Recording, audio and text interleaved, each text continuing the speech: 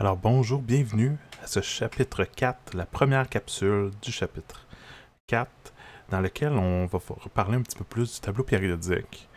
Donc je vous montre un petit peu ce qu'on va voir dans ce chapitre-là. Donc les concepts clés qu'on va voir sont par exemple les éléments essentiels, les isotopes, l'organisation du tableau périodique. On va parler aussi de les configurations électroniques, donc où se placent les électrons autour dans les atomes, donc autour du noyau. Et après ça, on va parler du type de liaison chimique et le sujet de l'électronégativité. Donc probablement que le dernier sujet va être dans une deuxième capsule, chapitre 4. Donc dans la première capsule, on va surtout parler du premier sujet et un petit peu du deuxième. Donc les éléments qu'on retrouve dans le tableau périodique, il y en a plusieurs qu'on va retrouver dans notre alimentation parce qu'ils sont essentiels pour notre corps. Donc plusieurs de ces éléments-là, vous en avez par exemple quand vous mangez un repas complet, vous avez beaucoup de molécules, vous avez aussi des éléments. Donc par exemple, on a des molécules comme les protéines, la vitamine, niacine, riboflavine, la vitamine D, vitamine B6. Donc plein de molécules, mais vous avez aussi là-dedans des éléments tels que le fer, le phosphore, le zinc, le sélénium, le magnésium, le potassium, qui sont quelques éléments qu'on va retrouver dans notre alimentation qui sont vraiment primordiaux pour justement des fonctions biologiques dans notre corps. D'ailleurs, vous allez devoir produire un petit travail, un document PowerPoint, donc une présentation PowerPoint, dans lequel vous allez parler d'un de ces éléments-là. Donc, sûrement que vous aurez vu à ce moment-ci quel genre de travail je vais vous demander, mais ça va vous poser quelques questions sur qu'est-ce qu'il y a de particulier comme élément qu'on doit retrouver dans notre alimentation qui pourrait justement changer quelque chose dans notre corps. Donc voici quelques exemples de tout ça, très bref, parce que vous allez sûrement aller plus en détail dans vos présentations. Donc il y a quelques exemples ici tels que le sodium, le chlore, le potassium, qui eux sont utilisés dans le maintien de l'équilibre dans les fluides et sont impliqués aussi dans la contraction musculaire ainsi que la transmission nerveuse. Donc, ils sont très liés les uns des autres. C'est pour ça que souvent, si on prend trop de sodium, mais c'est lié au potassium, fait qu'on va commencer à manquer de potassium, puis ça va être nocif pour le corps. Le calcium, très connu, ainsi que le fluor et le phosphore sont importants pour la formation des dents et des os. Hein, on entend souvent parler du calcium, par exemple dans le lait, on en a besoin, puis on ajoute d'ailleurs du calcium dans le lait, le fluor dans les dentifrices. Le fer est très important dans le sang, hein, parce que c'est la molécule, c'est l'atome qui fait partie de l'hémoglobine, donc il se retrouve dans le centre de la molécule d'hémoglobine qui est essentielle pour le transport de l'oxygène. Donc c'est cette molécule-là qui transporte l'oxygène dans le sang. Hein, ça ne se transporte pas sous la forme de bulles d'air, sinon on aurait des petits problèmes lorsque ça arriverait à notre cœur, parce que là, des bulles d'air, ça change un petit peu la pression artérienne. Donc ça, c'est sans compter le magnésium, le zinc, le sélénium, l'iode, le cuivre, le manganèse, le chrome et autres, qui sont tous impliqués dans beaucoup de processus biologiques. Donc, comme je vous dis, vous aurez l'occasion d'explorer plus en détail lors de votre travail de recherche sur les nutriments. Donc, malheureusement, cette année, vu qu'on est à distance, on ne fera pas une présentation devant toute la classe, mais je veux quand même que vous ayez une idée d'au moins un élément, comme pousser un petit peu plus votre recherche pour cet élément-là. Donc, dans le tableau périodique est une façon qu'on a trouvée pour classer tous les différents éléments qu'on peut trouver dans la nature et même certains éléments qui sont synthétiques, mais nous, dans le cadre du cours, on n'ira pas jusqu'à ces éléments synthétiques-là qui sont vraiment plus bas dans le tableau périodique. Nous, on va souvent regarder plus le haut du tableau périodique, mais qu'est-ce qu'on peut voir? C'est que vous avez des sections au tableau périodique qui sont assez faciles à voir. Hein, vous avez ici comme une espèce de ligne plus foncée. Puis vous l'avez aussi dans votre tableau périodique que je vous ai fourni, là, que vous avez pu imprimer. Cette ligne-là délimite ce qu'on appelle la section des métaux qui se trouvent à gauche dans le tableau périodique par rapport aux non-métaux qui se trouvent à droite dans le tableau périodique. Ceux qui se trouvent juste à côté, que vous voyez ici, qui sont comme en mauve, ok, eux sont ce qu'on appelle les semi-métaux ou aussi appelés métalloïdes. Tandis que ceux qui sont en bleu, ce sont des métaux, et ceux qui sont en rose sont les non-métaux. Vous avez aussi ce qu'on appelle les gaz rares, qui sont la famille ici du bout le plus loin ici à droite. Ce que vous pouvez remarquer, c'est que les atomes, les éléments, sont comme regroupés en ce qu'on appelle des colonnes verticales qui s'appellent les groupes. Donc, par exemple, vous avez le groupe numéro 1 qui est ici, dans lequel on a l'hydrogène qui est tout en haut, mais qui fait plus ou moins partie du groupe. Mais ça, faites-vous-en pas. L'hydrogène, lui, c'est un petit peu spécial, en fait. Parce que lui, il est de ce côté-ci. On penserait qu'il est un métal, mais c'est pas un métal. C'est un non-métal. Okay? Donc, lui, c'est vraiment un intrus. En fait, il devrait quasiment être ici, au-dessus du fluor, en réalité. Mais il ressemble pas pour certaines choses aux autres qui se trouvent en dessous avec le fluor. Il ressemble pour certaines choses, mais pas pour d'autres. Donc, c'est pour ça qu'on l'a mis de ce côté-ci, à cause de ces électrons de valence, que je vais reparler plus tard. Donc, ça ressemble plus au groupe qui se trouve en dessous, qui s'appelle les alcalins. Donc, ça, c'est le groupe qui se trouve à la première colonne. Donc, tout à gauche, avec le lithium, le sodium, le potassium. Eux sont les alcalins. Vous avez à côté, juste à côté, le Be pour le beryllium, magnésium, calcium. Eux, ce sont les... vous avez juste à côté des alcalins, les alcalino-terreux. Donc, eux, ce sont les alcalino-terreux.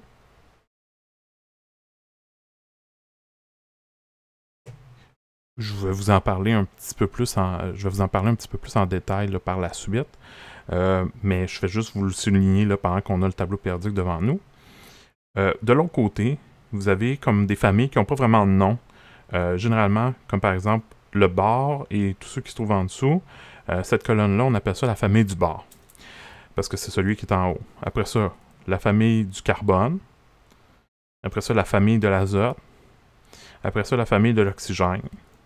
Puis là, quand on est rendu au fluor, qui est, si vous comptez, souvent on va oublier là, cette section-là dans le milieu là, pour l'instant, mais si vous comptez, c'est la 1, 2, 3, 4, 5, 6, 7e, donc 7e colonne. OK? Dans la 7e colonne, vous avez ce qu'on appelle les halogènes. Donc, fluor, chlore, brome et iode, ce sont les halogènes. Et tout à droite, comme je l'ai dit tantôt, ce sont les gaz rares, ou on appelle aussi des fois gaz nobles. Donc ça, c'est un petit peu comment vous retrouvez votre tableau périodique. Vous avez un numéro qui se trouve ici, là, tout en haut, dans chaque case. Ça, c'est ce qu'on appelle le numéro atomique. Donc, c'est lié à le nombre de protons dans le noyau de l'atome. Et vous avez aussi des fois un chiffre qui se trouve en dessous, en plus petit. Ça, c'est les masses molaires. Donc ça, vous commencez à être un petit peu plus habitué à voir ça. Il y a d'autres chiffres qu'on va utiliser de temps en temps que je vais vous reparler. Là. Il y a d'autres petits chiffres qui sont là. Je vais vous en reparler par la suite. Donc ça, c'est des petits détails sur le tableau périodique. Donc on en a parlé un petit peu plus dans la section 1, le chapitre 1 du module 1. On a parlé qu'ils sont classés par ordre de leur numéro atomique, donc le Z qu'on appelle. Donc ça, c'est le gros chiffre qui se trouve dans le coin. Ça nous donne le nombre de protons dans le noyau, puis ça nous donne aussi le nombre d'électrons si l'atome est neutre. Donc ça va être très très important quand on va commencer à faire des exercices là-dessus. Comme vous allez voir, dans le chapitre 4, il y a un petit peu moins de calculs. Il y a des petits calculs vraiment simples d'addition puis de soustraction de chiffres comme ça, là. Mais il n'y aura pas de grosses formules à apprendre là, dans ce chapitre-là, donc c'est un petit peu plus relax. Ça va être plus des éléments de compréhension. Donc, comme j'ai dit tantôt, globalement, vous avez les métaux qui se trouvent du côté gauche, les non-métaux qui se trouvent du côté droit, puis vous avez la région en escalier où vous avez ce qu'on appelle les métalloïdes. Donc, j'ai tout pointé ça dans le tableau périodique qu'on avait tantôt. Ce que vous allez aussi noter, c'est qu'il y a des lignes, il y a des strates. Donc, les lignes horizontales, eux, sont numérotées N qui est égal à 1, 2 ou 3. Donc, si je reviens dans le tableau périodique, vous avez le N ici. Ça, c'est 1, 2, 3, 4. Donc, ça, c'est le niveau 1. Ensuite, vous avez le niveau 2, le niveau 3. Ça, c'est ce qu'on appelle, pour les rangées horizontales, on les appelle la période. Donc ça, ici, c'est le niveau d'énergie de l'atome où on trouve le nombre de couches d'électrons. Donc par exemple, pour la période 1, on a une seule couche d'électrons. Pour la période 2, on a 2 couches d'électrons. Pour la période 3, on va avoir 3 couches d'électrons. OK? Puis c'est là qu'on va mettre nos électrons dans les différentes couches. Je vais vous en reparler un petit peu plus tantôt. Pour ce qui est des colonnes verticales, je vous en ai parlé plus en détail avec le tableau périodique déjà. Donc, vous avez différents groupes ou familles. Donc, par exemple, le groupe 1, donc souvent vous allez voir en chiffres romains. Donc, le groupe 1, c'est la famille des métaux. Le groupe 2, famille des alcalino-terreux. Le groupe 7, la famille des halogènes. Et le groupe 8, la famille des gaz rares. Donc, ces numéros-là correspondent également au nombre d'électrons qui se trouvent dans la dernière couche, qu'on appelle la couche de valence. Okay? Donc, la dernière couche va avoir un certain nombre d'électrons à l'intérieur. Puis ça, ce qu'on appelle la couche de valence, c'est les électrons qu'on peut avoir facilement accès pour faire des liaisons chimiques. Okay? Donc, on va en reparler plus en détail plus tard dans le chapitre 4. Mais le chiffre du groupe, donc 1, 2, 7, 8, ça vous dit combien il y a d'électrons dans la dernière couche. Donc, c'est quand même une information qui peut être très, très intéressante. Ensuite, ce que vous avez, c'est que on va parler des isotopes. Okay? Ainsi que des informations que vous avez accès à l'aide, par exemple, du tableau périodique. Donc, les isotopes, ce sont des atomes qui vont avoir le même nombre de protons, d'électrons, mais pas le même nombre de neutrons dans le centre, donc dans votre noyau de votre atome. Okay? Donc, ce qu'on a vu, c'est que le numéro atomique, Z, d'un élément, c'est votre nombre de protons. Donc, Z, c'est votre nombre de protons par défaut tout le temps, tout le temps, tout le temps. Ça ne change jamais. Ça, là, ça devrait être automatique. Puis, c'est aussi votre nombre d'électrons si votre atome est neutre. Donc, c'est le nombre de protons toujours, mais le Z, ça peut être aussi égal à votre nombre d'électrons s'il n'y a pas de charge. Donc, s'il n'y a pas de plus, de moins, à ce moment-là, c'est également votre nombre d'électrons. Maintenant, si vous voulez connaître aussi le nombre de neutrons, le nombre de neutrons, donc on va noter grand N ici, dans le noyau, peut varier.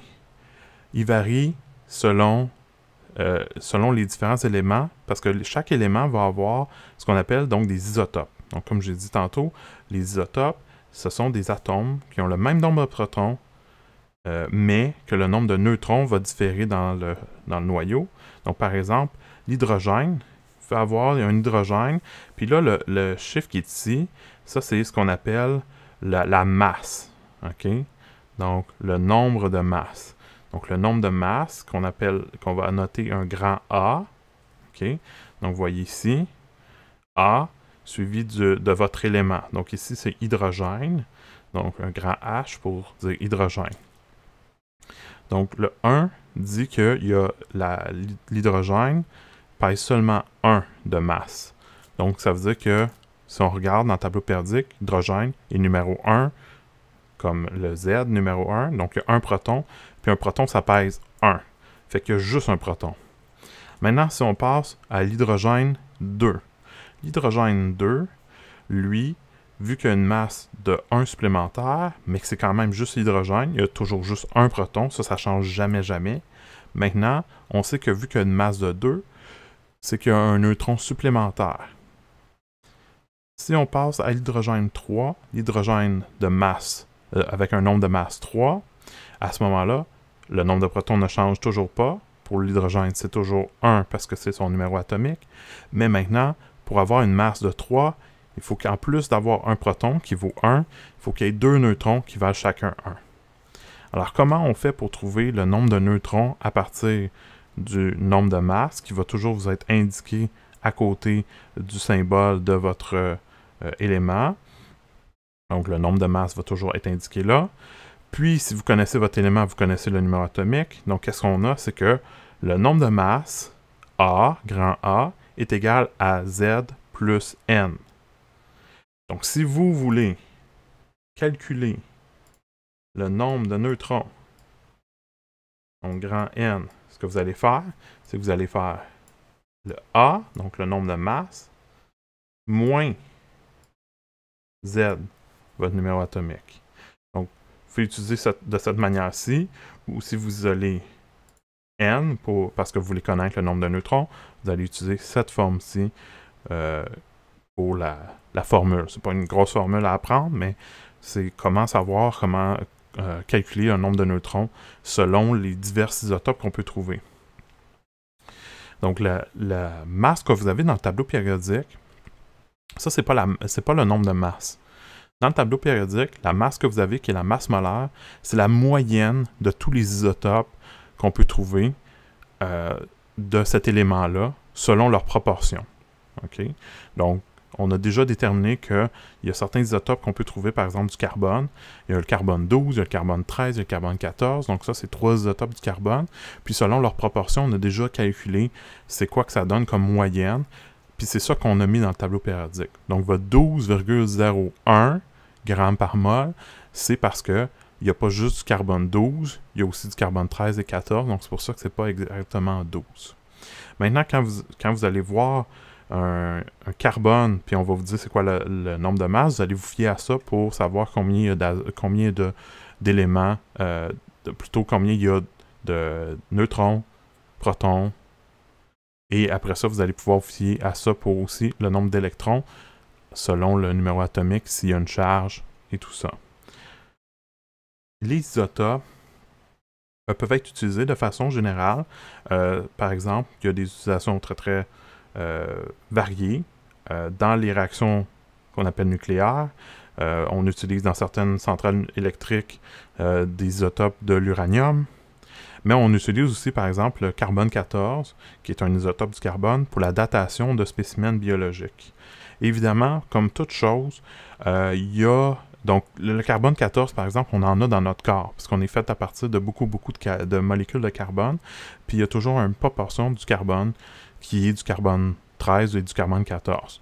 Puis le carbone 14, c'est quand même un isotope qui est légèrement radioactif. Donc, on est légèrement radioactif. Pas un point dangereux, ok? Faites-vous-en pas. On émet un petit peu de radiation, mais c'est vraiment rien, pas grand-chose.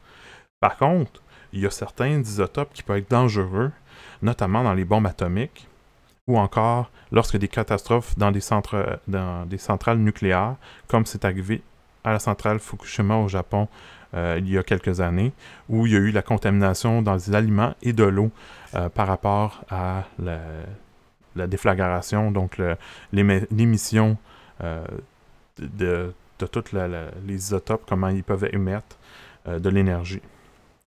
Puis, à cause de ça, par exemple, dans certaines régions du Japon, pendant plusieurs années qui ont suivi ce qui est arrivé, le taux de césium radioactif était affiché à côté du prix des aliments dans la région de Fukushima afin de savoir si c'était trop dangereux ou si c'était totalement correct d'acheter cet aliment-là et de le consommer. Donc, juste pour rassurer les gens, on mettait le taux de césium radioactif afin de nous donner une idée de si c'était safe pour pouvoir être consommé.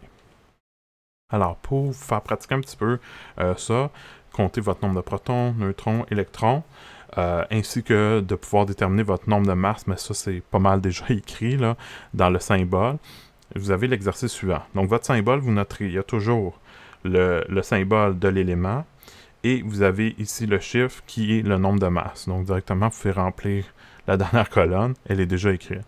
À partir de votre élément, vous pouvez déjà déterminer votre nombre de protons, parce que juste comme je l'ai expliqué tantôt, vous pouvez le savoir directement. Puisqu'ici, il n'y a pas de charge, vous pouvez déjà déterminer le nombre d'électrons. Et après ça, vous allez pouvoir déterminer le nombre de neutrons. Donc, ça ne devrait pas vous prendre trop de temps pour pouvoir faire ça. Donc, vous pouvez mettre à pause, puis revenir par la suite. Je vais vous donner la réponse. Donc, faites-le.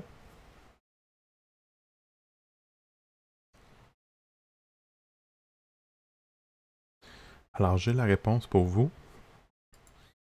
Donc, la réponse est la suivante. Donc, à l'aide du symbole, vous avez déjà le nombre de masses qui est déjà écrit ici en haut. Le carbone, ça vous dit quoi chercher dans le tableau périodique pour savoir c'est quoi le numéro atomique. Le numéro atomique vous donne directement le nombre de protons. Donc, le carbone, numéro 6, 6 protons. Puisqu'il n'y a pas de charge, c'est neutre. Okay? Il n'y a rien, comme il n'y a pas de moins, il n'y a pas de plus. Le nombre de protons, c'est également notre nombre d'électrons, directement. Maintenant, pour trouver le nombre de neutrons, ça c'est un petit peu plus difficile, mais pas tant que ça. Vous allez faire votre nombre de masse, donc N, moins Z, qui est votre nombre de protons. Donc le nombre de masse, moins le nombre de protons, c'est votre nombre de neutrons, donc 8 ici. Donc, je vais passer rapidement parce que toutes les autres sont pas mal similaires, donc c'est pour ça qu'il y en avait juste 3. Donc ici, vous avez le potassium 43. Donc, le potassium numéro 19 dans le tableau périodique, donc 19 protons. 19 électrons également parce que c'est neutre. Le nombre de masse, c'est 43. Donc 43 moins 19, 24 neutrons. Ensuite, pour l'uranium, 235. Donc un des isotopes de l'uranium. Le nombre de masse, 235. L'uranium, numéro 92 dans le tableau périodique, donc 92 protons. 92 électrons puisqu'il n'est pas chargé, il est neutre. Et puisqu'on a 235 moins 92, ça nous donne 143 neutrons. Donc ça devrait être assez simple pour vous. Je pense pas que c'est un problème qui est difficile. Vous en avez plus encore dans les exercices du chapitre 4. Mais je pense pas que c'est un exercice qui est très difficile pour vous. Vous devriez peut-être mettre moins d'emphase là-dessus, mettre plus d'emphase sur d'autres problèmes, par exemple, ceux qu'on avait dans les autres chapitres précédemment, où il y a un petit peu plus de calcul, puis qui vous cause un petit peu plus de problèmes généralement. Donc c'est plus léger là, présentement, mais malgré tout, il faut pratiquer un tout petit peu, là, juste s'assurer que c'est bien compris. Le prochain sujet, c'est ce qu'on appelle la configuration électronique. Donc la configuration électronique, c'est comment on va placer nos électrons autour du noyau d'un atome par rapport à leur probabilité d'être à cet endroit-là. Donc, la probabilité où on peut trouver un électron, c'est ce qu'on appelle une orbitale atomique. Donc, les orbitales atomiques, il existe plusieurs théories par rapport à ça. Ce que nous, on va utiliser pour le cadre du cours, on n'ira pas à des théories qui sont très, très avancées, qui sont plus récentes. On va s'en tenir à ce qu'on appelle le modèle de Bohr. Le modèle de Bohr, pour ceux qui ont fait le cours de chimie de 5e secondaire, vous avez probablement déjà parlé et vu le modèle de Bohr, donc ça va être quand même simple. Puis nous, ce qu'on va utiliser, ce sont des atomes qui sont situés généralement entre les niveaux de période qui est égal à 1, donc n est égal à 1, jusqu'à n est égal à 3 du tableau périodique. Ça va être très très rare qu'on va aller à n est égal à 4, où on va rentrer dans le tableau périodique, dans une section qui va être plus au centre, qui est moins utilisée pour nous. Donc on va s'en tenir vraiment à n est égal à 1 jusqu'à n est égal à 3. Donc n est égal à 1, n est égal à 2 et n est égal à 3 pour ce qui est des configurations électroniques des éléments. Donc le modèle de Bohr, qu'est-ce qu'il nous dit? Selon cette théorie-là, on va répartir les électrons sur des couches comme s'ils étaient des sphères, donc comme des cercles autour du noyau. Donc vous allez avoir des couches où vous allez avoir un certain nombre d'électrons qui vont comme tourner autour du noyau, un petit peu comme les planètes qui tournent autour de notre Soleil, okay, qui est au centre. Donc sur la première couche, donc le n est égal à 1, donc le premier cercle, vous pouvez mettre jusqu'à un maximum de 2 électrons. Okay? Sur la deuxième couche, vous pouvez mettre jusqu'à un maximum de 8 électrons. Donc le n est égal à 2 peut avoir jusqu'à 8. Pour la troisième couche, pour le quart du cours, on va mettre un maximum de 8 électrons. Techniquement, on peut aller à plus, mais pour le quart du cours, on va s'en tenir à 8 électrons parce qu'on va voir que plus tard, on va utiliser ces électrons-là pour faire on va utiliser les électrons de la dernière couche pour faire des liens avec d'autres éléments. Donc, dans le quart du cours, plus tard, on va voir que ce chiffre-là, 8, par exemple, pour la couche 2 puis la couche 3, c'est une règle qui va être très, très importante. C'est la règle qu'on appelle la règle de l'octet, parce que on veut toujours s'assurer que sur la dernière couche d'électrons, donc ce qu'on appelle la couche de valence, on veut qu'elle soit remplie. Donc, pour le niveau 2 puis le niveau 3, le plus possible, on veut arriver à 8 électrons, parce qu'on veut qu'elle soit pleine. Quand on va commencer à faire des liens. Puis, par contre, pour la n qui est égale à 1, puisqu'elle ne peut pas aller jusqu'à 8, elle peut juste aller jusqu'à 2, à ce moment-là, ce qu'on appelle, c'est pour l'hydrogène, par exemple, lui, c'est le seul qui va suivre ce qu'on appelle la règle du doublet, où il peut avoir seulement 2 électrons maximum sur sa couche, parce que c'est la couche numéro 1, qui est un maximum de 2 électrons. Et ça, je vais en reparler un petit peu plus tard, quand on va commencer à voir les liaisons. Pour l'instant, on va voir le modèle de bord selon un atome tout seul. Qu'est-ce qui arrive? Donc, pour ça, je vous rappelle, le tableau périodique, vous avez votre numéro atomique. Donc ça va être la première information que vous allez regarder pour savoir il y a combien d'électrons qui se trouvent dans votre atome.